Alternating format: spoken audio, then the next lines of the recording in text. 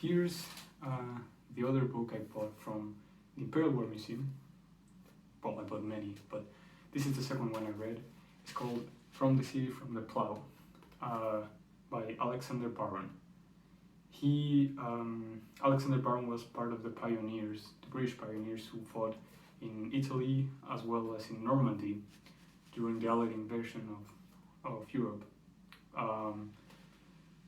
Although he actually fought there, he doesn't actually recall his own memories in this book. It's not a memoir as Mel's Feast, the other book I had. It's more of a historical novel based on what a soldier recalls of his own. He uses fictional names, fictional battles as well, and I think that is a really, really good choice. I'm not used to reading fictional literature. I usually prefer more historical or scientific books, but I gave this one a try, and I'm very glad I did, because although it's a real setting, the invasion of Normandy and the battles that came after that, the liberty that a novel like this has is that he is able to very profoundly explore several characters at once, instead of just one character that would come from a memoir. Like, if someone recalls his own events, he's only able to recall his feelings, his thoughts, instead of several soldiers at once. And that's what Alexander Barron does in his book. The first half of the book, well, it's divided in two parts, actually.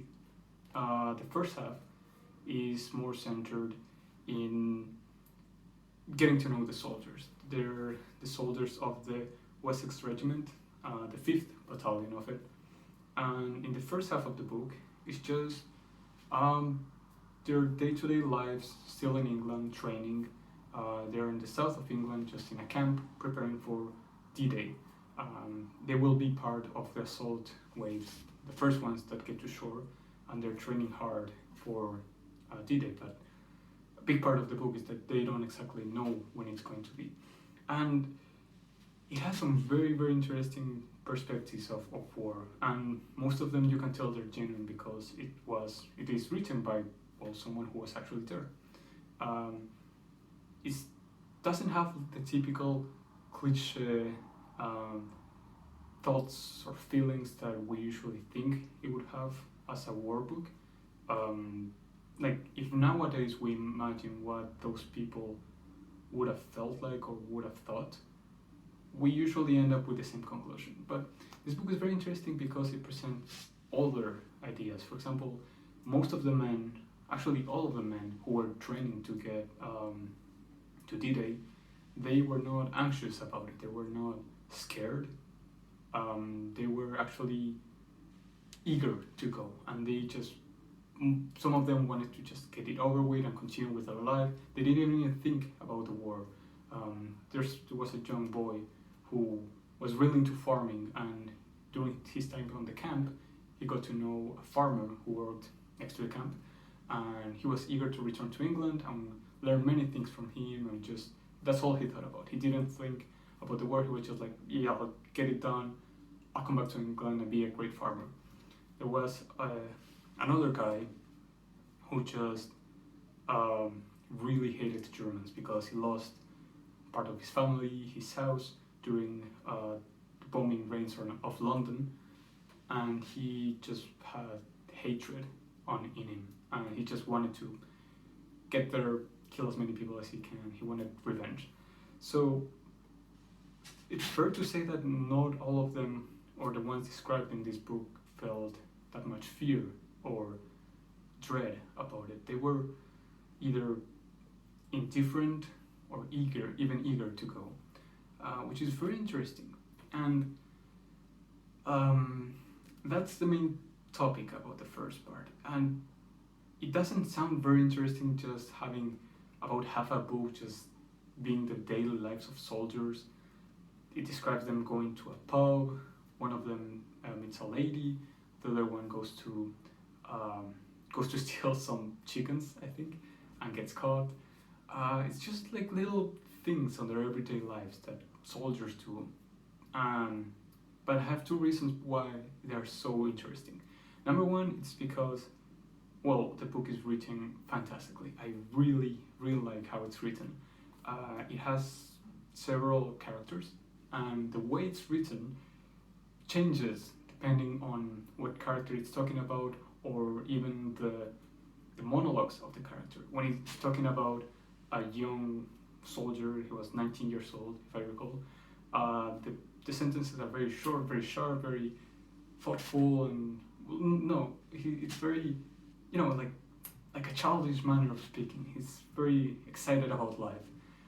But when he's talking about the colonel, which is much older and much more, um, he has lived through much more, the sentences are very bland and very thoughtful, very long and inquisitive. It's hard to describe, but I really enjoy what he did with the writing. And the other reason why I really like the first half is because it humanizes the characters. They do things like you would do, things that I would do. It's not forced. It's not like the typical story of a soldier that falls in love with a beautiful girl before going to war and then he goes to war. No, it's things that they do. They go to pubs and they get drunk, and sometimes they crush a jeep because they're drunk, and they go to steal a chicken on the farm next to it. They are worried about their parents. They're worried about their kids. They gamble. Things like actual humans do, and not just the heroic people we see in the movies, for example. So I really like the first half. I've only spoken about the first half because the second half is extremely different from the first. The second half, even the introduction, the foreword, says that the book is divided in two, so I'm not the only one. The second half of the book actually is when they actually go to war, and everything changes. I'm gonna spoil a little bit just to talk about it, so if you don't want to get spoiled and actually read the book, just skip a few seconds, I don't know. But yeah, the second half is when they actually go to war, and it's hard. It continues this idea that I really like, that he uses his way of writing to convey what he's actually talking about. I think, that's a given for any ghostwriter, and he nails that. The second half, he doesn't really speak that much about the characters anymore. They all blend into one army. They are not given their own personal touches like they were in the first half. He doesn't speak that much more about their individual fears or their individual desires.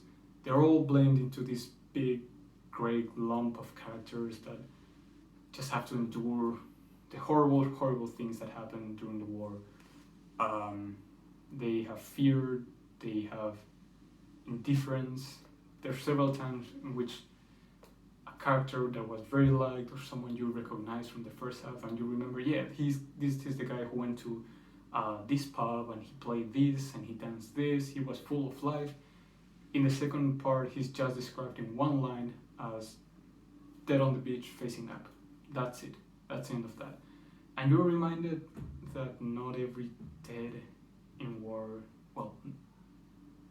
there's no dead in war that is romantic. It's not like the movies where they get some heroic moment and they fight and they just give it their all and they return home. It's just that, like, they had their life, and in a second like that, it's gone. And it's hard to live that. Here's a spoiler. The young boy, I think that's the one that hit me the most. He was eager to return back. He had a girlfriend. He wanted to learn more about farming. He went really into detail about him in the first half. And in the second half, I think during the first 2 or 3 pages, he just gets blown by the mind, and he loses his eyesight, and he's just bleeding, crawling, blinded on the beach back to a triage center. That's the way he described it. On his all fours, bleeding from his eyes. He's never going to see again. And you get to think, well, dang, what's going to happen with all the things that he wanted? That really, really hit me. There's also a very interesting concept that I haven't really seen in any other war book, which is about Colonel Pottercarry. I'm not sure how to pronounce his name, but Colonel, he has a son which joined the Royal Navy, and from the first half, the son went missing. They could not find him, and he is really worried about him, and he demonstrates that he's really worried to his subordinates. And the problem is that because he's so worried about his own son, he cares too much about the people in his regiment. He sees them not just as soldiers or numbers as a good colonel would do, but he thinks about them as people, or even more so as the parents they would leave behind if they die. So every time a soldier of his die, he thinks about the poor parents who would grieve their dead as he's grieving his son's disappearance now. And basically, he goes into battle caring too much about his own soldiers.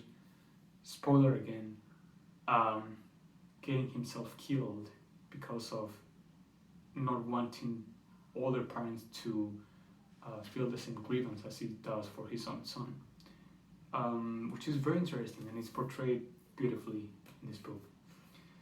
So it does an amazing job at portraying what war was like for soldiers overall. It's not romanticized, there's not big action scenes where the main character, to call it like that, goes into battle and saves everyone. Characters just die like this. There's no redeeming. It ends very anticlimactically. It's just they're done with a battle that left half of them dead. They just have to go on to another battle, and that's war. It's not, well, they're done here and everyone celebrates and they go back home. No, it's just get replacements, get people you don't know, your friends are dead, and you have to go into another battle.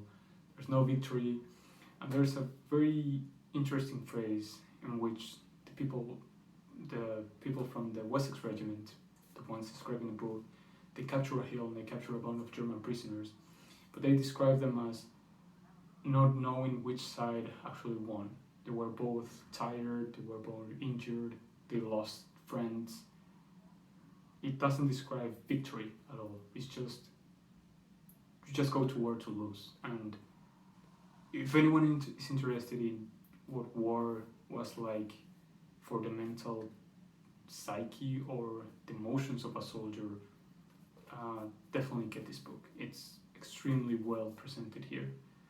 So yeah, it's a must read. I really like it. Some people consider it like the World War II version of All Quiet on the Western Front, which is a really good book about the First World War. And I think this represents really well the Second World War. So I really like this book. Get it if you can. It's on the Imperial War Museum and probably on Amazon as well. So yeah.